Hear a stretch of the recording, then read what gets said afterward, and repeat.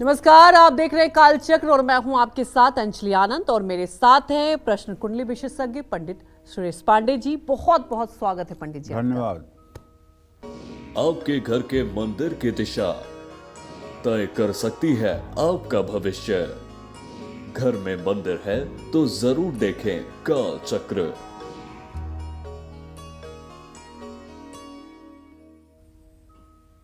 तो जी हाँ, क्या आप जानते हैं कि घर का मंदिर आपके जीवन की दशा और दिशा तय कर सकता है, आपकी खुशियों और आपके कष्टों का कारण भी बन सकता है। वास्तु शास्त्र की माने तो अगर आपके घर का मंदिर गलत दिशा या गलत जगह है तो आपका जीवन हमेशा अभाव में बीतेगा। धन दौलत मान सम्मान रुतबा ये सब चीजें आपसे धीरे धीरे दूर होती चली जाएगी। तो ये नौबत आपके साथ ना आए, इसके लिए आप सबसे पहले अपने घर के मंदिर की दिशा पर गौर कीजिए और ध्यान से देखिए आज का हमारा ये शो कालचक्र, क्योंकि आज कालचक्र में पंडित जी आपको बताने वाले हैं कि घर में किस दिशा में स्थापित मंदिर आप पर कैसे अपना असर डालता है। साथ ही अगर आपके घर के मंदिर की दिशा गलत है तो कौन से वास्तु उपाय करके आप इसके बुरे प्रभाव से बच सकते हैं। तो चलिए अपनी आज की खास चर्चा की शुरुआत कर लेते हैं और सबसे पहले बात करते हैं उन लोगों की जिनके घर की दक्षिण पश्चिम दिशा में पूजा घर है और इस दिशा में पूजा घर होना शुभ है या अशुभ। ऐसा पूजा घर घर के सदस्यों पर कैसा असर डालता है, आइए जान लेते हैं पंडित जी से। पंडित जी बताएं, क्योंकि हर घर में मंदिर तो होता है लेकिन क्या होता है हमें सही जानकारी नहीं होती। मैं चाहूंगी हमारे दर्शकों को आप बताएं। देखो, इसमें ऐसा है अंजलि, जानकारी होती भी है। जी जी, जानकारी होती भी है, लेकिन कुछ लोगों की मजबूरी होती है कि उनके पास पूजा की वो जगह नहीं मिलती जहाँ पूजा होनी चाहिए। बिल्कुल। तो वो ईश्वर के प्रति उनके मन में जो भाव है, पूजा पाठ के प्रति जो अनुराग है, उस अनुराग को वो दबा नहीं पाते हैं, तो कहीं न कहीं मंदिर की स्थापना कर लेते हैं।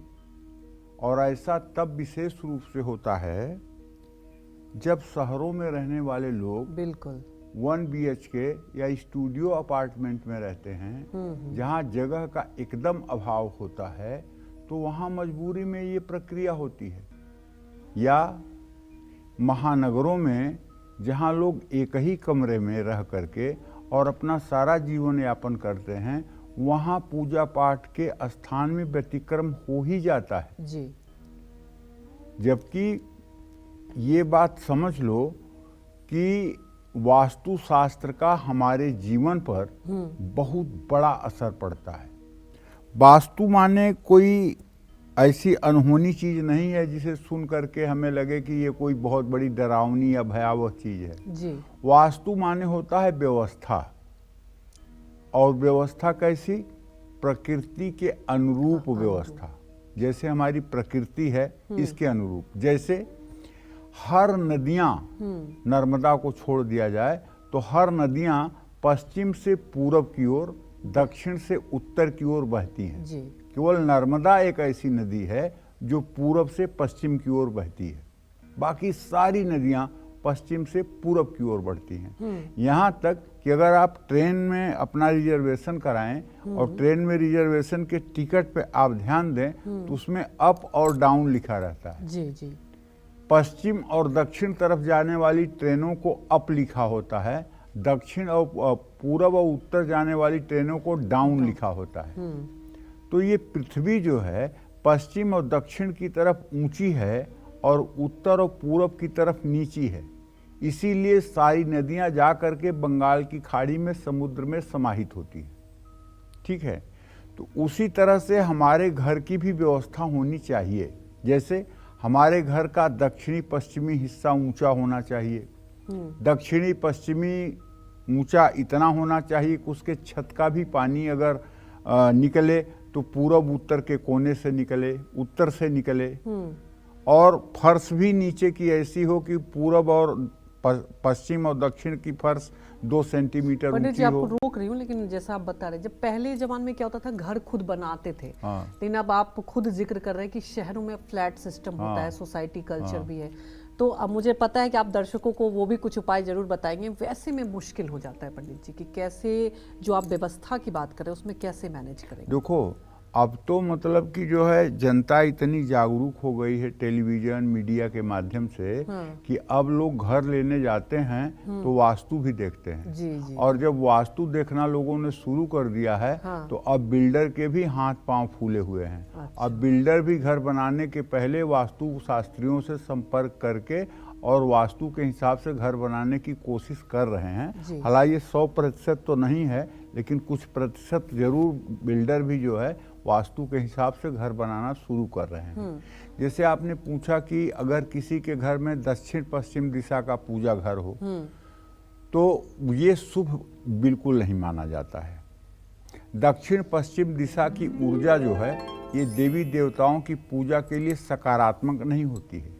इस दिशा में पूजा घर हो तो वहाँ रहने वाले को पेट से संबंधित हमेशा रोग होता है। और दक्षिण पश्चिम दिशा का पूजा घर व्यक्ति को लोभी बनाता है। ऐसे लोग किसी भी सफलता या सुख से संतुष्ट नहीं होते हैं। आर्थिक संकट आने की संभावना ज़्यादा रहती है। कारोबार में घाटा होता है। पैसा फंसने की संभावना प्रबल रहती है। दक्षिण पश्चिम दिशा पितृ पूजन के लिए शुभ होती है, पितरों की पूजा के लिए, ना कि देव पूजन के लिए। तो दक्षिण पश्चिम दिशा में भगवान विश्वकर्मा की पूजा आप कर सकते हैं। इसके अलावा किसी देवी देवता की पूजा अगर आप कर रहे हैं तो वो पूजा अनर्थकारी है, इसमें कोई दो राय नहीं है। जय मां विंध्यवासिनी। तो चलिए अब बात कर लेते हैं उन लोगों की जिनके घर में ईशान कोण यानी उत्तर पूर्व के कोने में पूजा घर स्थापित है। उत्तर पूर्व दिशा में बना पूजा घर सही है या नहीं, इस दिशा में पूजा घर होने से हमारे जीवन पर क्या कुछ असर होगा, ये भी जानते हैं पंडित जी से। पंडित जी, ईशान कोण की कई बार मैंने जब भी आपके साथ कालचक्र की आप जिक्र करते रहे, तो इसका क्या असर होता है ये बताएं। ईशान का मतलब होता है भगवान शिव जी। ईशान कोण का मतलब होता है भगवान शिव की दिशा। इसको उत्तर पूर्व का जो कोना होता है उसको ईशान कोण कहते हैं। और कंपास में देखेंगे तो 30 डिग्री से 60 डिग्री के बीच में, 30 डिग्री से 60 डिग्री के बीच में ईशान कोण माना जाता है। ये पृथ्वी की चुंबकीय ऊर्जा, सूर्य की ऊर्जा, वायुमंडल और ब्रह्मांड से मिलने वाली ऊर्जा और शक्तियों का सुप्रभाव देने में सामर्थ्यवान है। उत्तर पूर्व दिशा यानी ईशान कोण में ये ईश्वर का कोना माना जाता है, देवता का कोना माना जाता है, जहां देवी देवता निवास करते हैं। ईशान कोण में गुरु बृहस्पति के साथ साथ भगवान ब्रह्मा, विष्णु और शिव का भी वास माना जाता है। आपके घर में उत्तर पूर्व दिशा में पूजा घर है तो परिवार के लोगों का मन सात्विक रहेगा, सेहत अच्छी रहेगी, आयु लंबी होगी। उत्तर पूर्व दिशा में पूजा घर बनाना सबसे शुभकारी होता है। घर में चाहे जितना वास्तु दोष हो, लेकिन अगर पूजा स्थान सही जगह पर है उत्तर पूर्व के कोने में, तो आधे से ज्यादा वास्तु दोष को ये अपने आप अकेले खत्म कर देता है। और उत्तर पूर्व कोने में ही सनातन धर्म में पूजा घर क्यों बनाया गया, उसके पीछे एक लॉजिक भी है कि जब सूर्योदय होता है तो सूर्य ईशान कोण में गर्मियों में निकलता है, जाड़े में पूरब दिशा में निकलता है। तो जब सूरज निकलेगा तो पूरब की खिड़की से सूर्य की रोशनी प्रातः काल ही पूजा घर में आ जाएगी और पूजा करने वाले को प्रकाश की कोई दिक्कत नहीं होगी और वहां पूरे सकारात्मक ऊर्जा के साथ वो पूजा कर पाएगा। क्योंकि आदमी का सबसे पहला कार्य होता है सुबह नित्य क्रिया के बाद पूजन करना, और पूजन करने के बाद काम होता है रसोई में काम करना। सीधा ईशान कोण के बाद सूर्य की किरणें अग्नि कोण में जाती हैं, जहां किचन होता है। ताकि महिलाओं को प्रकाश की असुविधा न हो और भोजन बनाने में कोई दिक्कत न हो। अगर कोई जर्म्स बैक्टीरिया ऐसे किचन में हो तो सूर्य की किरणों से वो मर जाएंगे। और अगर किसी के घर में उत्तर पूर्व के दिशा में किचन न हो, पूजा स्थान न हो और वहाँ टॉयलेट हो, वहाँ सीढ़ियाँ हों, तब महा अनर्थ। उस घर में साक्षात लक्ष्मी और कुबेर भी आकर के सुख नहीं दे सकते, नहीं दे सकते, नहीं दे सकते।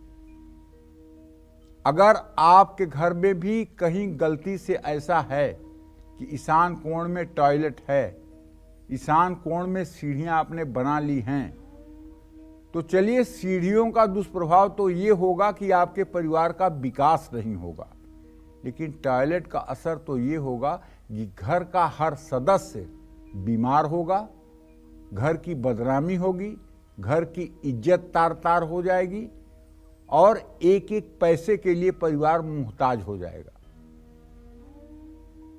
इसलिए उसको तत्काल बंद करके और उसका प्रतीक चिन्ह वहां से मिटा देना चाहिए और वहां नई टाइल्स, नए मार्बल लगा करके उसको एकदम बढ़िया, शुद्ध और एकदम अच्छी जगह बना देना चाहिए। इसका कोई शास्त्र में उपाय नहीं है। अगर कोई आपको कहता है कि नहीं, आप मतलब कि नमक रख लीजिए कांच के बाउल में, आप ये चित्र लगा दीजिए, आप ये पिरामिड रख दीजिए, ये सब बकवास की बातें हैं। 50 साल की जिंदगी के अनुभव में सब करके देख चुका हूं, कोई फायदा होता नहीं है। जब तक उसको हटाओ ना, तब तक कोई फायदा होता नहीं है। हटाना ही एक रास्ता है। इसलिए साफ साफ बता रहा हूं, केवल लॉलीपॉप देने वाली बात नहीं है। परिवार के समझदार सदस्य जब ईशान कोण में पूजा घर होगा तो परिवार का बच्चे से लेकर के बूढ़ा तक समझदारी की बात करेगा। लेकिन हाँ, एक बात जरूर है कि पूजा उत्तर पूर्व दिशा के अंदर हो तो उसमें ज्यादा से ज्यादा पत्थरों का प्रयोग बिल्कुल नहीं करना चाहिए। अगर आपको सागौन, शीशम, आम जैसी लकड़ियां मिलती हैं और आपके नॉलेज में वो मंदिर बनता है, तो वो लकड़ी का मंदिर पूजा घर में सबसे कल्याणकारी होता है। और अगर लकड़ी का मंदिर नहीं बनवा सकते हैं तो आप संगमरमर का भी मंदिर बनवा सकते हैं, लेकिन उसे इतना विशाल या बड़ा न बनवाएं कि उसका वजन ज्यादा हो जाए।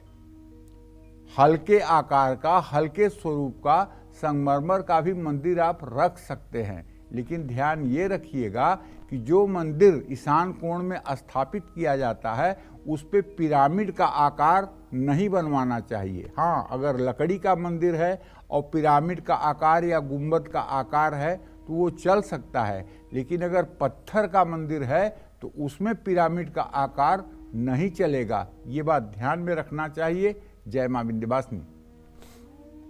पंडित जी, जैसा कि आपने अभी जिक्र किया पिरामिड का, लेकिन मैं आजकल देखती हूँ, मैं कई घरों में जाती हूँ, मैं एक बात आपको ये भी बताऊँ कि मेरे घर में इनफैक्ट आजकल पत्थरों का, वो संगमरमर का बहुत ज़्यादा कल्चर है। तो क्या अगर ईशान कोण, जो कि आपने कहा कि शुभ माना जाता है, तो वहाँ क्या लकड़ियों का ही रखना ही अनिवार्य है कि रख सकते हैं पत्थर? आप रख सकते हैं। हाँ। संगमरमर का मंदिर आप रख सकते हैं। हाँ। ठीक है, लेकिन ध्यान ये रखना है कि मंदिर इतना बड़ा और इतना विशाल काय न हो कि ज्यादा वजनी हो। अच्छा।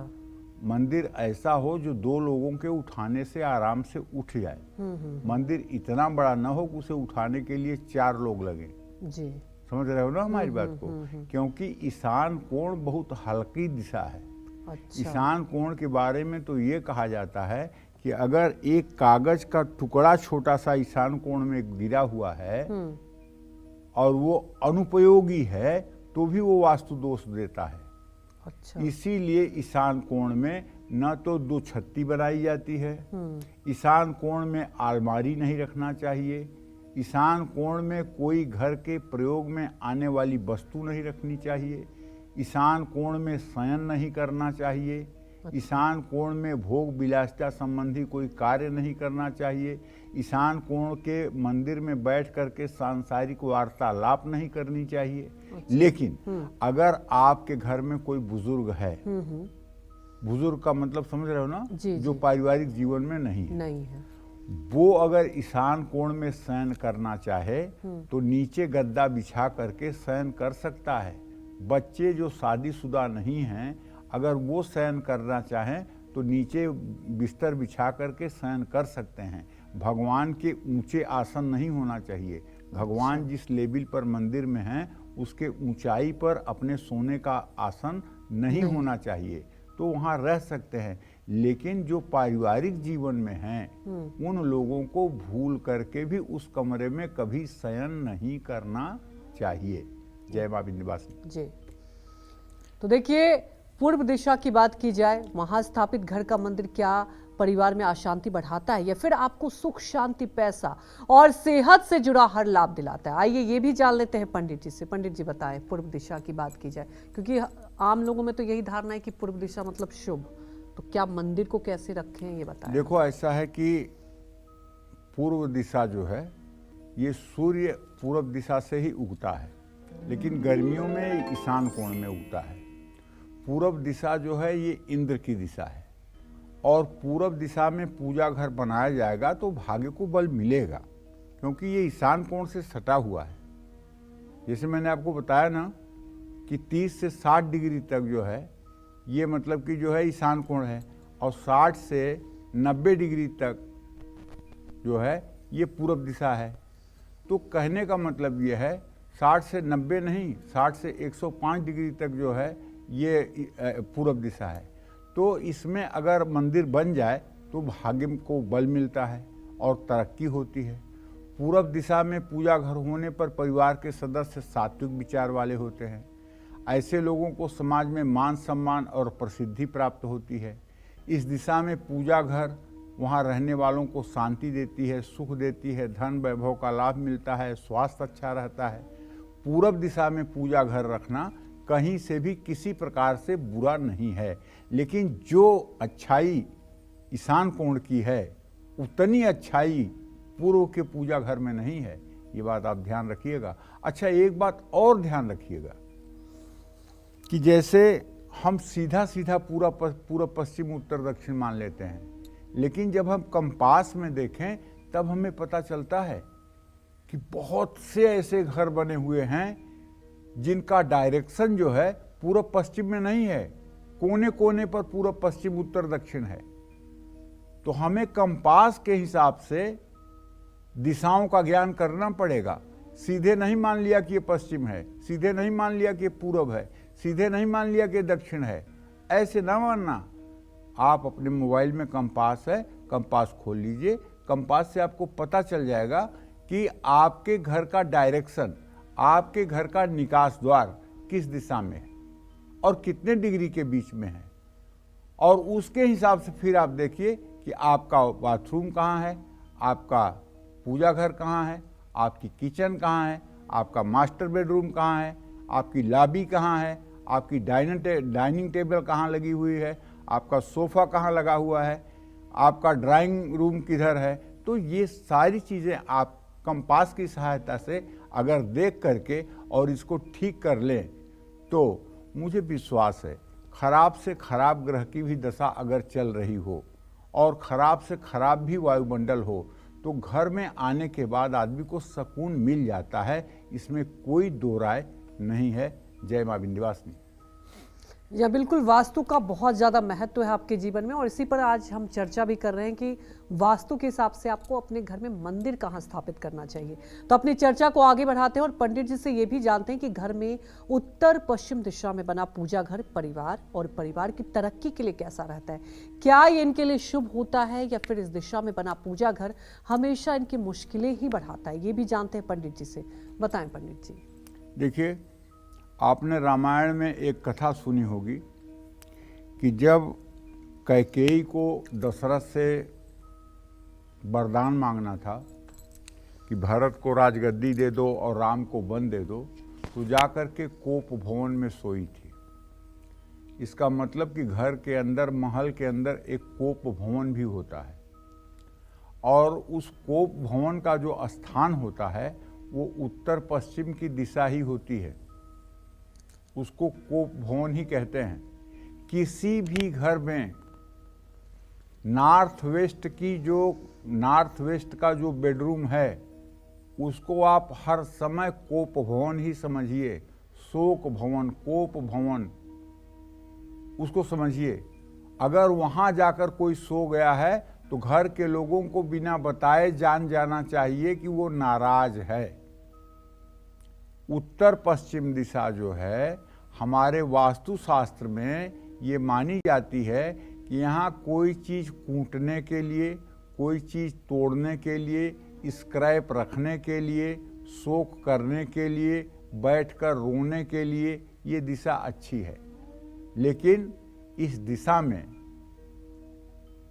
पूजा घर हो तो आदमी तो मर जाएगा केवल एक जगह से दूसरे जगह की यात्रा करते करते, और अधिकतर अपने परिवार से उसकी दूरी हो जाएगी। ऐसे लोगों का मन हर समय अशांत रहेगा। ऐसे लोग अपने रिश्ते पूरी ईमानदारी के साथ कभी निभा ही नहीं पाएंगे। अच्छा, तब आप सोचेंगे कि जब ये दिशा इतनी खराब है तो घर में ड्राइंग रूम क्यों बनता है उत्तर पश्चिम के कोने पर? तो इसलिए बनता है कि ताकि मेहमान आकर के आपके घर में कुंडली मार के न बैठ जाएं, कि 10 दिन आप उन्हीं की सेवा में लगे रहें और आपकी जिम्मेदारियों का ऐसी तैसी हो जाए। ड्राइंग रूम इसीलिए बनाया जाता है कि लोग आएं, चाय पिएं, पानी पिएं, हाल चाल करें और फिर नमस्ते करें और फिर जाएं। क्योंकि बहुत ज़्यादा अतिथि सेवा भी जो है आपके जीवन के जिम्मेदारियों को प्रभावित करती है। इसीलिए अगर घर का कभी कोई गेस्ट आता है और रात रुकने की बात उसकी है तो उसे हर समय वायव्य कोण में ही सोने की व्यवस्था देनी चाहिए। वायव्य कोण का मतलब उत्तर पश्चिम का कोना, क्योंकि वो उत्तर पश्चिम के कोने में सोएगा तो एक दिन के बाद दूसरे दिन वो खुद चला जाएगा। लेकिन अगर आपने कभी उसे दक्षिण की दिशा में सुला दिया, दक्षिण पश्चिम दिशा में उसको सोने की व्यवस्था दे दी, तब वो रुकेगा ही नहीं, आपके घर के मामले में हस्तक्षेप भी करेगा और आप संकोच में बोल नहीं पाएंगे। इससे आपके पारिवारिक जीवन में कलह मच जाएगी, आपका घर अशांत हो जाएगा, आपके घर के बच्चों के ऊपर इसका बुरा असर पड़ेगा। ये सारी बातें ध्यान देने की हैं। हाँ, अगर बिटिया की शादी नहीं हो रही है और बिटिया दक्षिण वाले कमरे में रहती है और उसकी शादी करना अब आपके लिए बहुत ज़रूरी हो गया है, बहुत समय हो गया है, देर हो रही है पूजा में, विवाह में, तो आप उसको कुछ दिनों के लिए वायव्य कोण वाले कमरे में सुला दीजिए। जल्दी उसकी विदाई हो जाएगी और जल्दी उसका विवाह हो जाएगा। जय मां विंध्यवासिनी। चलिए अब जल्दी से पंडित जी से ये भी हम जान लेते हैं कि घर की दक्षिण पूर्व दिशा में बने पूजा घर के बारे में जानते हैं और ये भी जानेंगे कि क्या होता है, इसका क्या शुभ होता है या इसके कुछ अलग नुकसान भी होते हैं। तो जानेंगे कि ऐसे पूजा घर वहां रहने वालों पर अपना असर कैसा डालता है। पंडित जी बताएं। देखो भैया, मैं डराना नहीं चाहता हूँ, लेकिन मैं प्रैक्टिकल जानता हूँ कि जिन लोगों के घर में जगह नहीं है, केवल एक बेडरूम और एक पूजा रूम है, एक किचन है और एक बेडरूम है, ऐसे लोग बेचारे मजबूर हैं, वो अपने किचन में ही मंदिर बनाए हुए हैं। बहुत लोगों को देखा है जो किचन में मंदिर बनाए हुए हैं। क्या करें, उनकी मजबूरी है। अगर दक्षिण पूर्व दिशा है तो इसका स्वामी ग्रह जो है वो शुक्र ग्रह है और इसका देवता जो है वो अग्नि है। दक्षिण पूर्व दिशा में आपका पूजा घर है तो हर रोज आपके घर में अगर पूजा होती है तो इस दिशा का पूजा घर परिवार के सदस्यों के लिए अच्छा नहीं माना जाता। दक्षिण पूर्व दिशा में पूजा घर में पूजा करने से क्रोध बढ़ता है। हालांकि इस दिशा का पूजा घर वहां रहने वालों को निडर बनाता है। ऐसे लोग अपने जीवन के हर फैसले खुद लेना पसंद करते हैं, लेकिन क्रोध बढ़ता है, इसमें कोई दो राय नहीं है। इसलिए अगर जगह हो तो वहाँ से पूजा स्थान हटा देना चाहिए। और अगर जगह न हो तो मजबूरी तो ऐसी चीज़ होती है कि उसका कोई विकल्प ही नहीं है, तो उसके बारे में कुछ कहा नहीं जा सकता है। हाँ, क्रोध बढ़ सकता है, तो क्रोध न बढ़े इसके लिए ईशान कोण में, घर के ईशान कोण में अगर बालकनी भी है तो उसमें एक तुलसी का गमला लगा दीजिए और तुलसी की पूजा नित्य शुरू कर दीजिए, तो क्रोध में कमी आ जाएगी। जय माँ विंध्यवासिनी। तो देखिए, घर की दक्षिण दिशा में बना पूजा घर शुभ होता है या अशुभ? ऐसा पूजा घर फैमिली मेंबर्स पर क्या असर डालता है, ये भी जान लेते हैं पंडित जी से। पंडित जी, ये जवाब तो जानेंगे, लेकिन अभी जैसा कि आपने कहा, लगातार आप हमारे दर्शकों को जब भी बताते हैं एक आसान सा उपाय भी बताते हैं, जैसे कि मजबूरियों का आपने बताया। कई बार कई लोगों की मजबूरी है, उनके पास ऑप्शन नहीं होता, तो क्या जैसे कि आपने एक उपाय भी बताया कि ठीक है, जो भी ऑप्शन है आप तुलसी का ईशान कोण में, तो क्या उससे जो वास्तु दोष है वो कम हो जाएगा? बिल्कुल कम हो जाता है।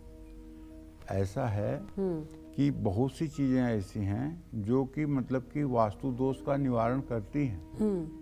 जैसे किसी का दक्षिण पश्चिम का कोना हल्का है, वहाँ अगर पिरामिड लगा दिया जाए तो निश्चित रूप से उसका फर्क पड़ता है, उसका फर्क अवश्य पड़ता है।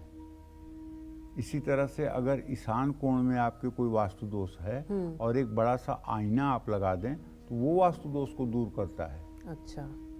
अगर एंटी क्लॉकवाइज सीढ़ियाँ हैं और सीढ़ियों का वास्तु दोष बहुत ज़्यादा आपके ऊपर पड़ रहा है, तो सीढ़ियों का जहाँ जहाँ मोड़ है वहाँ वहाँ अगर आप पाकुआ मिरर लगा दें तो उसका दोष दूर हो जाता है जी। अगर आपके मेन दरवाजे के सामने बिजली का खंभा है और उसका वास्तु दोष है, द्वार भेद हो रहा है खंभे का, तो वहाँ अगर आप पाकुआ मिरर लगा दें तो उसका दोष दूर हो जाता है।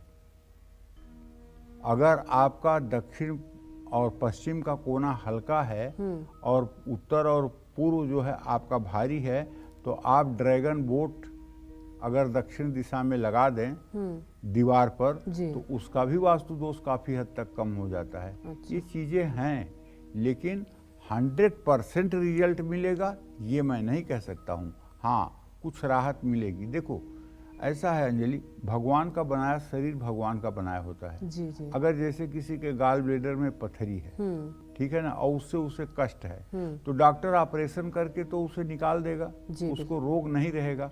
लेकिन जैसी रचना भगवान ने शरीर की है, अब वैसी रचना तो नहीं रही ना। नहीं, अब वैसी रचना नहीं रही ना। तो भगवान की बनाई हुई जो चीज़ है, जो प्रकृति के अनुरूप जैसे होना चाहिए वैसे वाली स्थिति जो है, और मानव अगर उसमें अपना मस्तिष्क लगाता है तो वो वाली स्थिति तो नहीं बन सकती है ना। बिल्कुल। भगवान की बनाई हुई चीज़ तो अजब गजब है ना। भगवान जो स्किन बना सकता है वो क्या कोई डॉक्टर प्लास्टिक सर्जरी से बना सकता है? नहीं, वो बनावटी दिख ही जाएगा। वो कहीं ना कहीं से तो पता चलेगा ना। जी जी। तो बस इसलिए सर्वशक्तिशाली प्रभु है और वास्तु व्यवस्था भी उसी के अनुरूप है जी। और वास्तु शास्त्र हमारे सनातन धर्म का एक अभिन्न अंग है। इसलिए वास्तुशास्त्र के जानकार और मर्मज्ञ के द्वारा अपने घर को अगर हम ठीक कर लें तो घर की आधी से ज़्यादा अव्यवस्था अपने आप ठीक हो जाती है जी। इसमें कोई संशय नहीं है जी बिल्कुल। तो पंडित जी, दक्षिण दिशा की हम चर्चा कर रहे थे, क्योंकि उसके पहले मेरे मन में वो सवाल आया था, तो आपने बता भी दिया हमारे दर्शकों को। अब दक्षिण दिशा की बताएं कि क्या प्रभाव होता है अगर मंदिर है तो। देखो, आपके घर में अगर दक्षिण दिशा का पूजा घर है, इसका प्रभाव परिवार के सदस्यों के स्वभाव पर पड़ता है, क्योंकि इस दिशा का स्वामी ग्रह मंगल है। इस दिशा में पूजा घर हो तो घर में रहने वाले लोग जिद्दी और गुस्सैल स्वभाव के हो जाते हैं। ऐसे लोग दूसरों की भावनाओं को समझ नहीं पाते हैं और समझ पाते हैं तो कद्र नहीं करते हैं। उनमें थोड़ा सा अहंकार की भावना भी आ जाती है। दक्षिण दिशा में मंदिर बनाने से धन की हानि भी होती है, घर में अशांति भी रहती है, नकारात्मक ऊर्जा का वास भी होता है, घर में झगड़े भी होते हैं। इसलिए दक्षिण दिशा में तो हर समय हमें स्टोर रूम बनाना चाहिए। स्टोर रूम बनाना चाहिए, उसमें वजनी अलमारियां रखनी चाहिए, उसमें हमें मतलब कि जो है तिजोरी रखनी चाहिए। वहाँ हमें दक्षिण दिशा में जो है वजनी सामान रखना चाहिए, स्टोर रूम बनाना चाहिए, सामान रखना चाहिए जिससे वो दिशा भारी रह सके। तो ये घर के लिए सुकून की स्थिति बनती है। जय मां विंध्यवासिनी। तो देखिए, जिनके घर की पश्चिम दिशा में पूजा घर होता है, वहां रहने वाले लोग किस नेचर के होते हैं? क्या इन्हें जल्दी तरक्की मिलती है या फिर पूरा परिवार हमेशा किसी न किसी परेशानी में घिरा ही रहता है? ये भी जानते हैं पंडित जी से। बताएं पंडित जी। देखिए, शनि देव जो है ये पश्चिम दिशा के देवता हैं और अष्टलक्ष्मी के 8 रूपों में माँ गजलक्ष्मी का वास भी पश्चिम दिशा में ही है। पश्चिम दिशा को प्राप्तियों की दिशा भी कहा गया है। जिन लोगों के घरों में पूजा घर बनाने के लिए शुभ स्थान नहीं है, वो पश्चिम दिशा में पूजा घर बना सकते हैं। लेकिन एक बात ध्यान रखिएगा कि पूजा घर भले पश्चिम दिशा में होगा, लेकिन पूजा की मूर्तियों का जो मुंह होगा वो पश्चिम की तरफ होगा और आप पूजा करने वाले का मुंह पूरब तरफ होगा। अगर आपने पश्चिम की दीवार से सटाकर मंदिर रख दिया और पश्चिम की दिशा में मुंह करके आप पूजा कर रहे हैं, तो ये उच्चाटन की दिशा है, ध्यान रखिएगा। न तो आपका पूजा में मन लगेगा और न ही आप नित्य पूजा कर पाएंगे, क्योंकि पश्चिम दिशा उच्चाटन की दिशा है। सनातन धर्म में साफ साफ कहा गया है कि पश्चिम दिशा की तरफ मुंह करके सिर्फ उच्चाटन के मंत्रों का जप किया जाता है। हाँ, या शाम को जो लोग नित्य गायत्री का संध्या भजन करते हैं, तो जब सूर्य अस्ताचल की तरफ जाता है तो सूर्य को सायंकाल अर्घ दे करके और गायत्री करने वाला पश्चिम दिशा की ओर मुंह करके गायत्री का जप करता है। लेकिन सूर्यास्त से पहले, सूर्यास्त के 1 मिनट बाद भी नहीं, सूर्यास्त के पहले, क्योंकि सूर्य देव को वो साक्षी मान करके पश्चिम दिशा में मुंह करके उपासना करता है। इसलिए पूजा घर पहली बात तो पश्चिम दिशा में होना नहीं चाहिए, लेकिन अगर हो जाए तो पश्चिम दिशा के कमरे में प्रवेश करते ही आप दाहिने हाथ पर मंदिर की स्थापना करें और उसका मुखाकृति जो है पश्चिम की तरफ हो और पूजा करने वाले की मुखाकृति पूरब दिशा में हो, तब तो कुछ कल्याण हो सकता है। लेकिन इसके विपरीत हुआ तो इसका मतलब होगा कि वहाँ रहने वाले आस्तिक और नास्तिक दोनों तरह के होंगे। परिवार में रहने वालों की धार्मिक रुचि तो होगी, लेकिन ऐसे लोग हर काम में अपना फायदा नुकसान सबसे पहले देखेंगे। ऐसे लोग लालची हो सकते हैं, वायु विकार हो सकता है, और इस दिशा में हवन करना भी शुभकारी होता है। लेकिन इस बात का जरूर ध्यान रखिएगा कि हवन कुंड न बना करके तांबे के हवन कुंड का ही प्रयोग करना चाहिए इस दिशा में, और हवन कुंड नहीं बनाना चाहिए। ये बात सम्यक प्रकार से समझ लेनी चाहिए। जय मां विंध्यवासिनी। तो घर में उत्तर दिशा में स्थापित पूजा घर वहां रहने वाले लोगों के भविष्य पर कैसा असर डालता है? क्या उत्तर दिशा में बना पूजा घर परिवार के लिए शुभ होता है या इनके लिए कष्ट लेकर आता है? ये भी जान लेते हैं पंडित जी से। बताएं पंडित जी। देखिए, जिन लोगों के घर में उत्तर दिशा में पूजा घर होता है, वहाँ रहने वाले लोगों को रिश्तों का सुख मिलता है। उत्तर दिशा में 330 डिग्री से लेकर के, नहीं 0 डिग्री से लेकर के 90 डिग्री तक, ये मतलब कि नॉर्थ वेस्ट से लेकर के नॉर्थ ईस्ट तक की एंगल है। अब इसमें अगर देखा जाए तो 30 डिग्री से लेकर के 60 डिग्री तक जो दिशा होती है वो उत्तर दिशा होती है।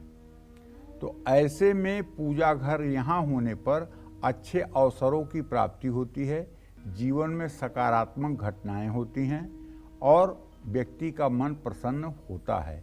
इसमें कोई दो राय नहीं है। जय मां विंध्यवासिनी। तो देखिए, आज हम लोग चर्चा कर रहे हैं और ये खास चर्चा है क्योंकि आपके जीवन में बहुत इफेक्ट होता है कि आप वास्तु के हिसाब से अपने घर में कैसे क्या रखते हैं, और खास तौर पर पूजा घर की बात। और मैंने भी कई बार देखा है पंडित जी कि कुछ लोग अपने घर में बीचों बीच ही पूजा घर स्थापित कर लेते हैं, और घर के मध्य में बना पूजा घर कितना सही रहता है। कई बड़े बड़े घरों में मैंने देखा है, तो उसका कितना असर होता है, क्या अच्छा प्रभाव होता है, या रखना चाहिए कि नहीं, है तो आप ही बताएं दर्शकों को। बड़े घरों में ही होता है, जी जी। छोटे घरों में नहीं होता है, क्योंकि बड़े घरों में ही मध्य स्थान खाली होता है। जी जी। छोटे घरों में तो मध्य स्थान का पता ही नहीं चलता है कि वहाँ क्या है। जो घर बड़ा होगा, जी। कम से कम 3000 स्क्वायर फीट से ज्यादा का होगा, उसी में मध्य का स्थान खाली होता है। बिल्कुल। मध्य के स्थान को ब्रह्म स्थान कहते हैं। अच्छा। पूरब से पश्चिम, उत्तर से दक्षिण एक डोरी लगा दीजिए, और दोनों डोरियां जहां आपस में क्रॉस करें, उसी स्थान को मध्य केंद्र बिंदु मान करके उसको ब्रह्म स्थान माना जाता है। जी। पहली बात तो हमारे शास्त्रों में ये माना गया है कि ब्रह्म स्थान में सिर्फ पूजा हो सकती है, देवी देवताओं की उपासना हो सकती है। पहले गांवों में जब घर बनता था तो ब्रह्म स्थान में जो है विवाह के लिए एक बांस गाड़ा जाता था, और उसके चारों तरफ 4 बांस गाड़ करके विवाह के लिए मंडप बनाया जाता था, जनेऊ करने के लिए मंडप बनाया जाता था। इसके अलावा उस मध्य स्थान का किसी प्रकार से कोई उपयोग नहीं किया जाता था। हाँ, जिन घरों में बड़ा आंगन होता था वहाँ मध्य में महिलाएं तुलसी जी की स्थापना कर लेती थी और तुलसी की नित्य पूजा करती थी। तो घर के ब्रह्मस्थान में किसी तरह का सांसारिक कर्म या भौतिक कार्य नहीं किया जाता है, सिर्फ पूजन से ही संबंधित कार्य किया जाता है। और इस स्थान पर अगर आपने पूजा करने का कोई प्रयोजन बना लिया है तो इसका सकारात्मक प्रभाव परिवार के सभी सदस्यों पर पड़ता है, इसमें कोई दो राय नहीं है। जय मां विंध्यवासिनी। तो देखिए, कई घर ऐसे भी होते हैं, और जैसा कि पंडित जी बार बार कह रहे हैं, कई बार मजबूरियां होती हैं, अवेयरनेस भी कम रहता है।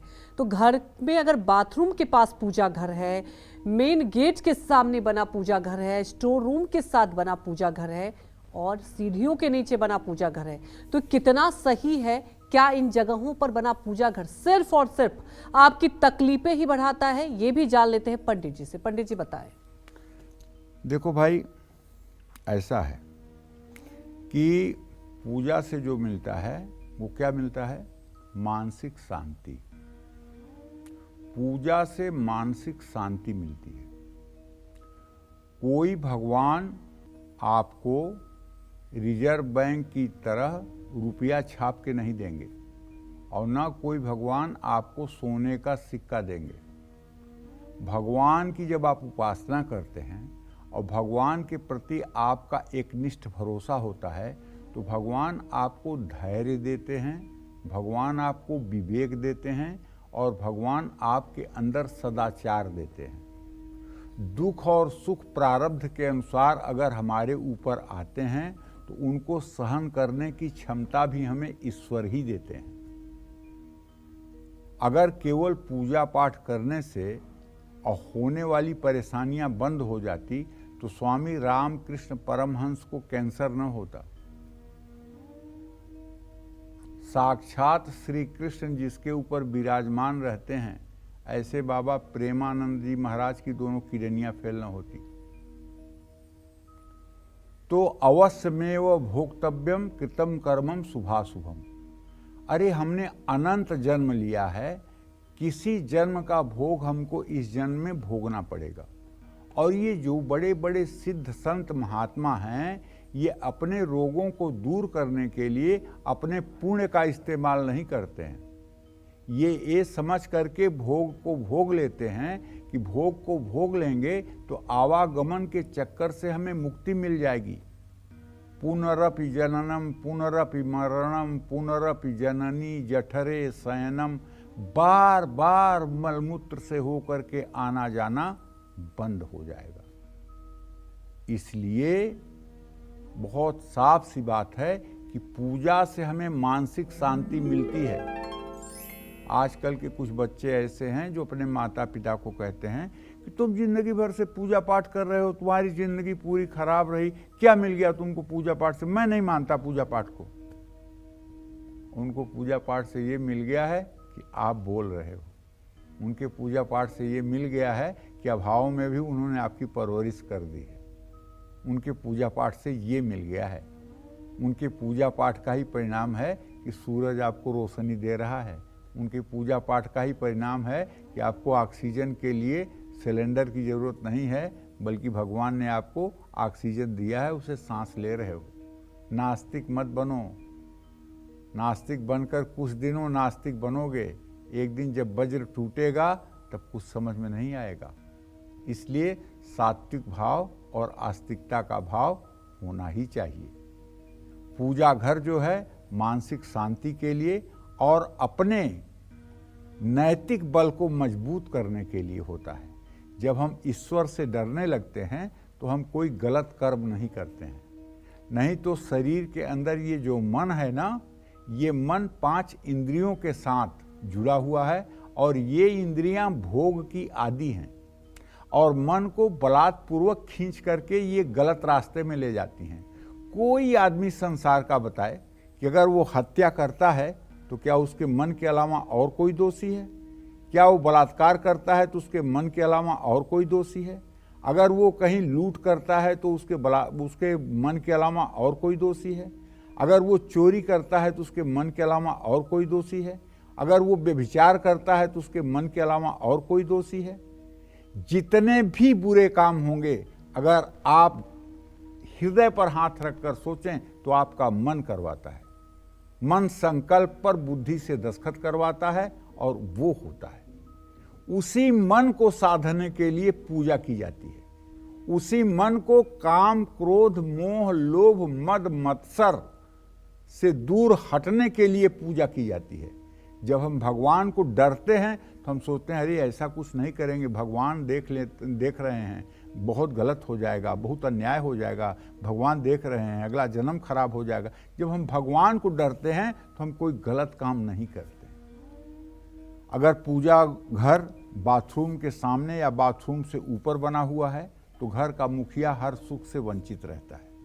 पूजा घर मुख्य द्वार के ठीक सामने या मुख्य द्वार के बहुत नज़दीक हो तो परिवार के मुखिया बुद्धिमान और ईमानदार होते हैं। ऐसे व्यक्ति को मान सम्मान की प्राप्ति होती है। ऐसे घर में रहने वालों को कड़ी मेहनत के बाद ही सफलता प्राप्त होती है। स्टोर रूम से सटा हुआ या स्टोर रूम में बना हुआ पूजा घर कभी ठीक नहीं होता। बेडरूम में भी पूजा घर बनाने से बचना चाहिए, लेकिन मान लीजिए मजबूरी है तो लकड़ी का मंदिर बेडरूम के ईशान कोण में 4.5 फीट ऊंचाई के ऊपर लगा दीजिए और उस पे एक पर्दे की व्यवस्था कर दीजिए। पर्दा पीले या नीले रंग का हो। जब रात्रि में आपके बेड पर शयन का समय हो तो पर्दे को आप खींच करके मंदिर के सामने लगा दीजिए। इससे वास्तु दोष कम हो जाएगा और उसका नुकसान भी आपको नहीं उठाना पड़ेगा। बेसमेंट में भी पूजा का कमरा नहीं होना चाहिए, लेकिन अगर आप बेसमेंट में रहते हैं, बेसमेंट में आपका ऑफिस है, बेसमेंट में आप 8 घंटे 10 घंटे व्यतीत करते हैं, तो वहाँ बेसमेंट के ईशान कोण में अगर लकड़ी का मंदिर लगा करके या वैसे ही चित्रों को दीवार पर लगा करके आप पूजा कर सकते हैं। मूर्तियां भले ना रखें, लेकिन चित्र लगाकर आप पूजा कर सकते हैं, इसका कोई दोष नहीं होगा। लेकिन सीढ़ियों के नीचे पूजा का कमरा तो कभी भूल के ना बनाइएगा। आपका घर अगर बहुमंजिला है तो पूजा घर को हमेशा ग्राउंड फ्लोर पर ही बनाना चाहिए। ये बात ठीक से समझ लेनी चाहिए। जय मां विंध्यवासिनी। घर के मंदिर के शुभ और अशुभ दिशा के बारे में तो हमने जाना और पंडित जी ने बहुत विस्तार से आपको बताया। पंडित जी, आपने उसके ऑप्शन भी बताए, बहुत कुछ डायरेक्शन बताया, लेकिन एक ये भी महत्वपूर्ण हो जाता है कि जो मंदिर हो वो किस चीज़ से बना होना चाहिए। और जैसा कि हमने ये भी जिक्र आप कर रहे थे, फ़र्श की बात करते, तो क्या फ़र्श पर रखना शुभ होता है? और गुंबद का होना कितना महत्व है, उसके अच्छे फ़ायदे हैं या नुकसान है, ये बताएं आप। देखो, घर में लकड़ी का बना हुआ मंदिर सबसे शुभ माना जाता है, लेकिन लकड़ी जो है शीशम, सागवान या आम की लकड़ी होना चाहिए। आजकल जो प्लाईवुड की लकड़ी से बना हुआ मंदिर है ना, ये ठीक नहीं है, क्योंकि प्लाईवुड में पता नहीं किन किन लकड़ियों का समावेश किया जाता है और किन किन लकड़ियों से बनाया जाता है, और प्लाईवुड पे सनमाइका लगा दिया जाता है। देखने में सुंदर जरूर लगता है, लेकिन ये मंदिर जो है शास्त्र सम्मति ढंग से ये पॉजिटिव रिस्पांस नहीं करता है। तो शीशम, सागवान या अगर आम की लकड़ी का मंदिर बना होगा तो निश्चित रूप से उसका पूजा करने वाले के ऊपर सकारात्मक प्रभाव पड़ेगा। इससे भाग्य को भी बल मिलेगा और भाग्योदय भी होगा। संगमरमर से बने मंदिर भी घर के लिए शुभ होते हैं। मंदिर को सीधे फर्श पर नहीं रखना चाहिए। घर पे बने मंदिर को में गुंबद नहीं बनवाना चाहिए। ऐसी मान्यता है कि जिन मंदिरों में गुंबद होता है वहाँ ध्वजा या कलश चढ़ाना जरूरी होता है। तो मंदिर में ध्वजा और कलश से ऊंचा कुछ भी नहीं होना चाहिए, तो उसके ऊपर तो छत है, तो इसलिए मंदिर पर गुंबद नहीं बनवाना चाहिए। जय मां विंध्यवासिनी। तो किस तिथि, समय, मुहूर्त और नक्षत्र में देवी देवता की प्रतिमा स्थापित करने से पुण्य और लाभ दोनों मिलते हैं, ये भी जान लेते हैं पंडित जी से। मुझे लगता है पंडित जी ये तो बहुत महत्वपूर्ण हो जाता है कि आप दिन देखकर अगर घर में मंदिर लाएं, उसका आप स्थापित करें। देखो, ऐसा होता है कि हमारे सनातन धर्म में देव प्रतिष्ठा का शुभ मुहूर्त होता है जी। और हर प्रकार जितने पंचांग हमारे यहाँ प्रचलित हैं उन पंचांगों में देवता की प्रतिष्ठा करने का मुहूर्त बाकायदा लिखा होता है जी। ये मेरे कार्यक्रम के बताने से दर्शकों को नहीं मालूम हो जाएगा कि किस दिन हम प्राण प्रतिष्ठा करें, किस दिन ना करें। ये तो एक फॉर्मेलिटी है कि मैं बता रहा हूँ। जी जी। लेकिन अगर आपको प्राण प्रतिष्ठा करना है तो किसी सुयोग्य ज्योतिषी से परामर्श लेकर के ही आपको प्रतिष्ठा करनी चाहिए, न कि मेरी बातों से अपने दिमाग में पंडिताई भर लेना चाहिए और उसके अनुसार करना चाहिए। जी। रोहिणी, उत्तरा फाल्गुनी, उत्तरा भाद्रपद, उत्तराषाढ़ा, रेवती, धनिष्ठा, अनुराधा, मृगशिरा, हस्त, पुनर्वसु, अश्विनी और पुष्य नक्षत्र में भगवान विष्णु की प्रतिमा को घर में स्थापित करना शुभ होता है। अभिजीत मुहूर्त में ब्रह्मा, कुबेर और कार्तिकेय की प्रतिमाओं का स्थापना होती है। अनुराधा नक्षत्र में सूर्यदेव की स्थापना करनी चाहिए। रेवती नक्षत्र में भगवान गणेश और मां सरस्वती की स्थापना करना शुभ होता है। हस्त और मूल नक्षत्र में मां दुर्गा की प्रतिमा की स्थापना करनी चाहिए। चैत, फागुन, ज्येष्ठ, वैशाख और माघ मास देवी देवताओं की प्रतिमाओं को प्रतिष्ठित करने के लिए श्रेष्ठ हैं। तिथियों में द्वादशी तिथि भगवान विष्णु के लिए, चतुर्थी भगवान गणेश के लिए, नवमी तिथि माँ दुर्गा की प्रतिष्ठा के लिए निर्धारित की गई है। वारों के लिए कहा गया है कि रविवार को की गई प्रतिष्ठा तेजस्विता को बढ़ाता है, सोमवार को कल्याण होता है, मंगलवार को अग्निदाह कारक होता है, बुधवार को धनदायिनी होता है, गुरुवार को बल प्रदायिनी होता है, शुक्रवार को आनंददायिनी होता है, शनिवार को सामर्थ्य विनाशिनी होता है। और धर्म ग्रंथों में कहा गया है कि जो प्रतिमा खंडित हो उसका पूजन नहीं करना चाहिए। जय मां विंध्यवासिनी। बिल्कुल पंडित जी, आपने कहा कि देखिए ये तो आप जब भी करते प्राण प्रतिष्ठा पहले पूछ लें, पता करें, लेकिन पंडित जी ये मैं थोड़ा सा कंफ्यूज हूँ। प्राण प्रतिष्ठा क्या घर में भी जब लाते हैं हम, जैसे मंदिर स्थापित करते हैं, तो उसमें प्राण प्रतिष्ठा के साथ ही करना चाहिए क्या स्थापित? देखो, दो चीजों की प्राण प्रतिष्ठा तो होती ही नहीं है। एक तो नर्मदेश्वर शिवलिंग की प्राण प्रतिष्ठा नहीं होती है, ये प्रकृति द्वारा प्राण प्रतिष्ठित है जी। जबलपुर में नर्मदा नदी में भेड़ा घाट पर जब आप नहाने के लिए नर्मदा में प्रवेश करेंगे और डुबकी लगाएंगे तो आपको एक शिवलिंग मिल जाएगा। अच्छा। वो नर्मदेश्वर शिवलिंग कहलाता है।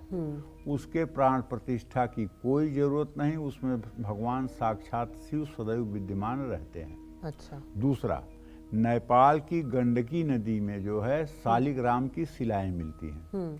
भगवान शालिग्राम की शिला में भी प्राण प्रतिष्ठा नहीं की जाती है, इसलिए कि वो स्वयं प्राण प्रतिष्ठित हैं। जी। भगवान विष्णु का वास शालिग्राम की शिला में अपने आप ही होता है, इसलिए उनकी भी प्राण प्रतिष्ठा नहीं की जाती है।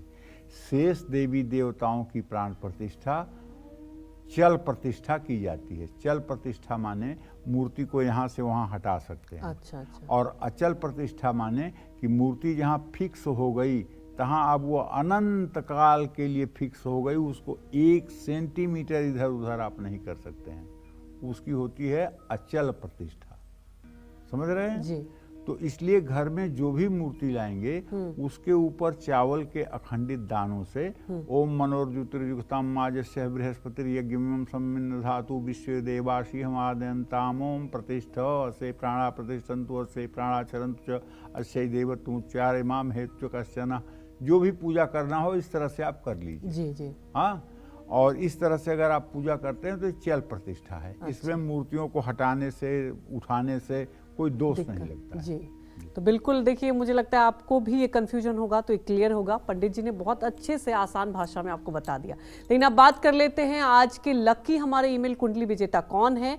तो आज के हमारे कुंडली विजेता हैं कोटद्वार से, उत्तराखंड के रहने वाले हैं सचिन कुमार वर्मा है पंडित जी इनका नाम।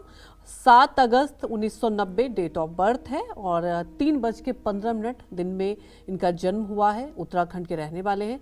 सवाल इन्होंने ये पूछा है कि इनकी शादी के 6 साल हो गए, लेकिन छोटी मोटी बात को लेकर इनका पत्नी के साथ विवाद रहता है, बहस रहती है, कोई उपाय बताइए। दूसरा सवाल भी इन्होंने पूछा है कि कुछ दिन पहले ही इन्होंने दवाइयों से जुड़ा व्यापार शुरू किया, तो उन्हें कैसी सफलता मिलेगी। देखो ऐसा है सचिन, 7 अगस्त 1990 को 3:15 पर तुम कोटद्वार में पैदा हुए हो, वृश्चिक लग्न में पैदा हुए हो, कुंभ राशि है। तुम्हारे जन्म लग्न का स्वामी मंगल मेष राशि में और 6ठे भाव में बैठा हुआ है, लग्न पर पूरी दृष्टि दे रहा है। चलो आयु तो तुम्हारी ठीक है, लेकिन गुस्सा तुम्हारा ठीक नहीं है। और पत्नी को या तो तुम सर पे चढ़ा करके बैठाते हो और या तो बेवजह झगड़ा करके उसको प्रताड़ित करते हो। ये दोनों गलतियां तुम्हारे ही ऊपर दिखाई दे रही हैं। इसमें पत्नी की बहुत बड़ी गलती या बहुत बड़ा दोष नहीं दिखाई दे रहा है। इसलिए तुम अपने एटीट्यूड को एक रूप रखने की कोशिश करो, अपने को ठीक रखने की कोशिश करो। निश्चित रूप से तुम्हारा दाम्पत्य जीवन सुखमय रहेगा। तुम्हारे पत्नी भाव का स्वामी शुक्र है, जो मिथुन राशि में अष्टम भाव में स्थित है। अगर तुम जानबूझ करके लड़ाई न करो तो तुम्हारे घर में लड़ाई नहीं होगी, इसकी पूरी गारंटी है। हाँ, इस समय तुम्हारी बृहस्पति की महादशा चल रही है। बृहस्पति तुम्हारी कुंडली में उच्च राशि का भाग्य स्थान में बैठा हुआ है और अस्त नहीं है, लेकिन केतु के साथ है, गुरु चांडाल दोष के साथ ये बना हुआ है। इसलिए जो तुम्हें भाग्य का परम सुख प्राप्त होना चाहिए वो परम सुख प्राप्त नहीं हो रहा है। लेकिन चंद्रमा की दृष्टि तुम्हारे आजीविका भाव पर है, इसलिए दवाई का काम तुम्हें फायदेमंद होगा। इसमें मन लगा करके काम करो, निश्चित रूप से तुम्हें सफलता मिलेगी, इसमें कोई दो राय नहीं है। और एक मोती की अंगूठी दाहिने हाथ की कनिष्ठिका उंगली में धारण कर लो और एक अंगूठे में चांदी का छल्ला पहन लो। इससे तुम्हारा गुस्सा कंट्रोल होगा। और सुनो, या तो किसी को सर पे चढ़ा लोगे और या तो किसी को पैर के नीचे रगड़ना चाहोगे, ये दोनों चीज़ें ठीक नहीं हैं। या तो किसी को इतना प्यार करोगे कि सर पे चढ़ा लोगे और या तो इतना तिरस्कार करोगे कि उसको एकदम मसल देना चाहोगे, ये अच्छा नहीं है। ये आपकी बुद्धि की असामान्यता है। आप हर समय एक रूपता के साथ व्यवहार करने की कोशिश करें और मेरी बात को गंभीरता से मानें और पत्नी को भी सम्मान देने की कोशिश करें। जय मां विंध्यवासिनी। पंडित जी, अब जल्दी से हमारे दर्शकों को देव प्रतिमा और प्राण प्रतिष्ठा के महत्व के बारे में बताइए और उनके खास नियमों के बारे में बताइए, क्योंकि देखिए बहुत महत्वपूर्ण हो जाता है। कई बार हम लोग सुनते हैं, कई पंडित जी भी जिक्र करते हैं प्राण प्रतिष्ठा की बात, तो ये बताएं क्या होता है, इसका महत्व क्या होता है। देखिए, पहली बात तो ये जान लीजिए कि किसी भी देव प्रतिमा की प्राण प्रतिष्ठा उस मूर्ति को जागृत करने के लिए की जाती है। इससे मूर्ति में प्राण नहीं आते हैं, बल्कि मूर्ति जागृत होती है और मूर्ति सिद्ध हो जाती है।